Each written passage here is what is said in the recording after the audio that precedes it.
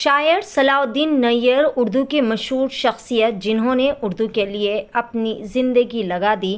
حیدرآباد سے تعلق رکھنے والے شاعر صلاح الدین نیر اپنی ماہانہ میگزین خوشبو کا سفر کی کاپی سبمٹ کرنے کے لیے تلنگانہ اسٹیٹ اردو اکیڈمی آ کر کچھ میڈیا کے صحافیوں سے بات چیت کرتے ہوئے اپنی ناراضگی کا اظہار کیا اور کہا کہ جب سے کانگریس حکومت آئی ہے تب سے اردو کے ساتھ بہت ہی زیادہ ناانصافی ہو رہی ہے۔ اس سے قبل یعنی BRS دور حکومت میں بھی تھی، لیکن اس بار تو ایک اسکیم کا بھی اعلان نہیں کیا گیا ہے۔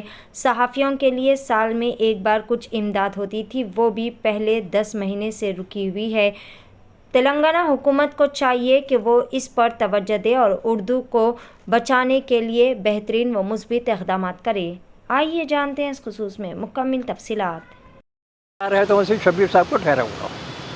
شبیر صاحب پرانے کانگریسی ہیں، پورے جاتے ہیں، ان کو دلچسپی لینا ہے اور پھر اردو مسائل سے واقف ہیں۔ وہ جب انہوں MLA بھی نہیں تھے، جب مشاعرے کراتے تھے شاعر و ادیب، ان سے مسائل سے سب واقف ہیں، لیکن شبیر صاحب کی یہ ذمہ داری ہم کسی سے نہیں پوچھتے۔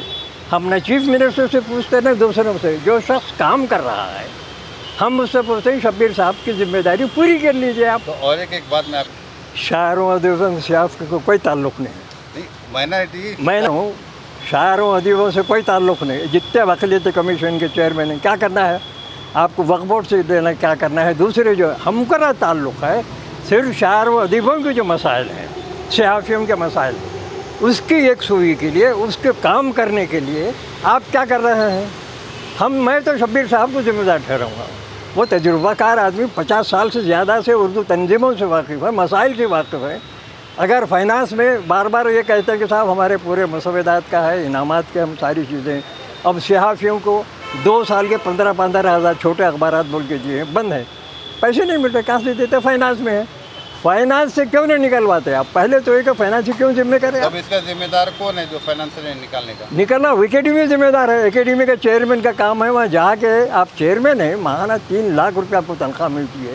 چیئرمین صاحب کتنے خود آتے ہیں دفتر میں؟ بتائیے آپ۔ جنوری میں نے جائزہ لیے کہ ان کو یہ چاہیے تھا کہ جیسے ہی جائزہ لے لیتے شاعروں ادیبوں صحافیوں کی ایک میٹنگ کر، طریقہ کاریت تعارفی، چائے پر بلاتے ہوئے مسائل کیا ہیں، اس کے بعد تو کسی سے گفتگو نہیں ہوئی، کسی شاعر ادیب سے انہوں نے اجتماعی طور پر گفتگو نہیں کی۔ چیئرمین صاحب، یہ ان کی ذمہ داری تھی، ان کو مسائل معلوم ہی نہیں ہے نا، اور آس پاس کے جو پیروکار قسم کے لوگ ہیں وہ جا کے کچھ بھی بول دیتے، لیکن جو شہر کے اہم لوگ ہیں، شاعر ادیب ہیں، صحافی جو کام کر رہے ہیں ہمارے، ان سے تو مشورہ ہی نہیں کرتے آپ، جس کی وجہ سے پورا یہ جو معاملہ جو ہو رہا ہے صرف اس سے ہے۔